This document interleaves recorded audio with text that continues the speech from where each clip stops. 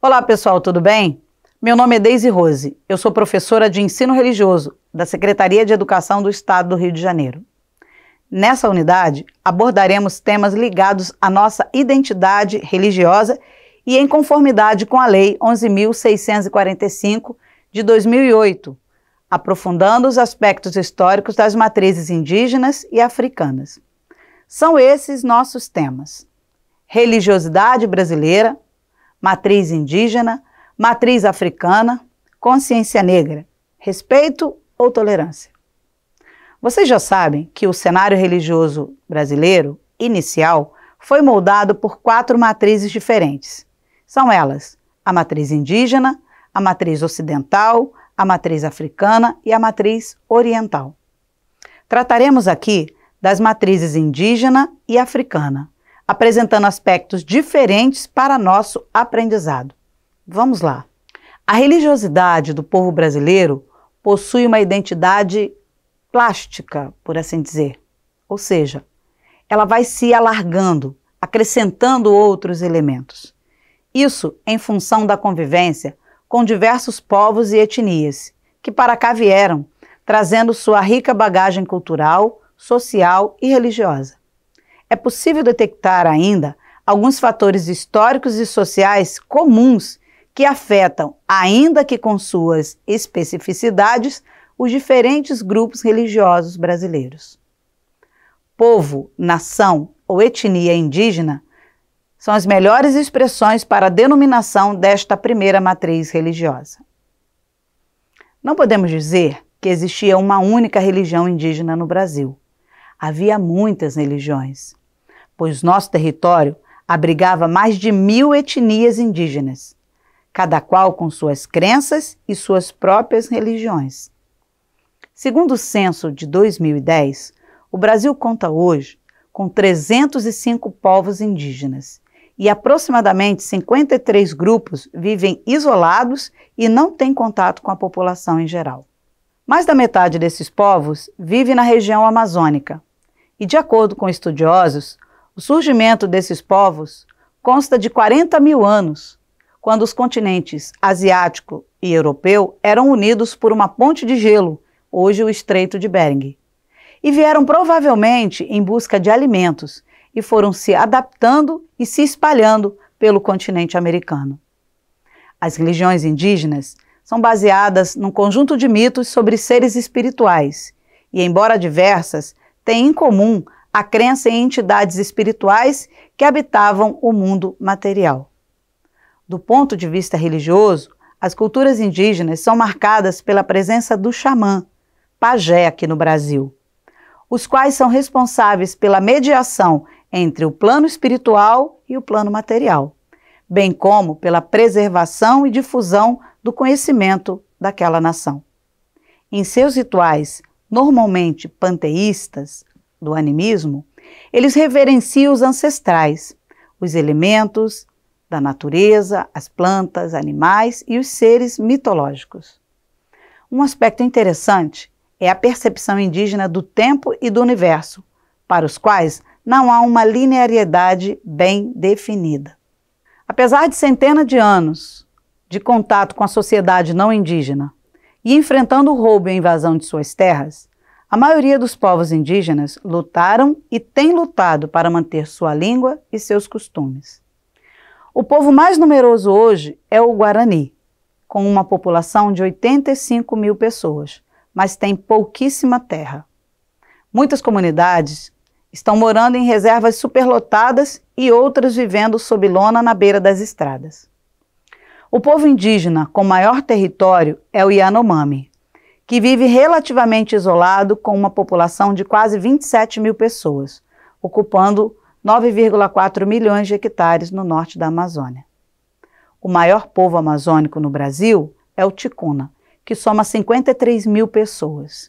E o menor é composto por apenas um homem, que vive em um pequeno pedaço de floresta e recusa todas as tentativas de contato. Muitos povos amazônicos somam menos de 1000 indígenas. O povo Akuntsu, por exemplo, é composto por 3 pessoas e os Auá por 450. Os povos indígenas têm um inigualável conhecimento da fauna e da flora e desempenham um papel crucial na conservação da biodiversidade.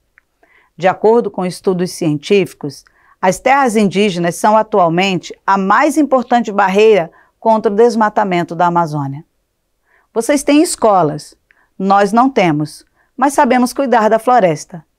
Davi Yanomami. Então vamos à cultura africana. A cultura africana tem uma principal característica, a diversidade. A África é o continente habitado há mais tempo em todo o planeta. É o ponto de origem do ser humano. E durante todo o tempo de evolução, agregou uma enorme quantidade de idiomas, com mais de 1000 línguas diferentes, assim como religiões, regimes políticos, condições de habitação, de atividades econômicas e de cultura.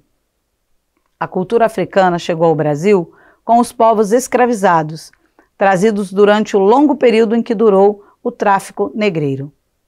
A diversidade cultural da África refletiu-se na diversidade dos escravos, pertencentes a diversas etnias, que falavam idiomas diferentes, trazendo tradições também distintas. Os africanos trazidos ao Brasil incluíram bantus, nagôs e jejes, além dos alçás e malês, de religião islâmica e alfabetizados em árabe. Os bantus, nagôs e jejes, no Brasil colonial, criaram o candomblé, religião afro-brasileira, baseada no culto aos orixás, praticada atualmente em todo o território nacional. Largamente distribuída também é a Umbanda, uma religião sincrética que mistura elementos africanos com o catolicismo e o espiritismo, incluindo a associação de santos católicos com os orixás.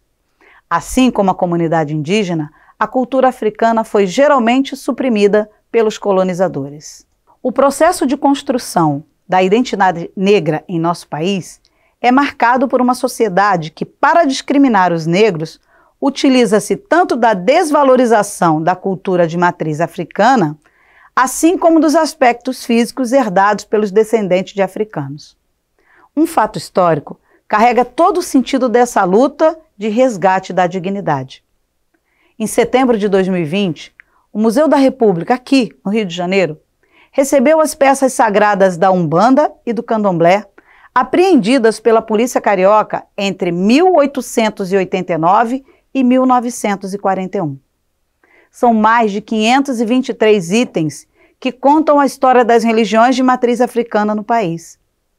Os materiais apreendidos estavam há anos no Museu da Polícia, pois o Código Penal de 1891 proibia a prática de espiritismo, da magia e dos sortilégios, e o curandeirismo.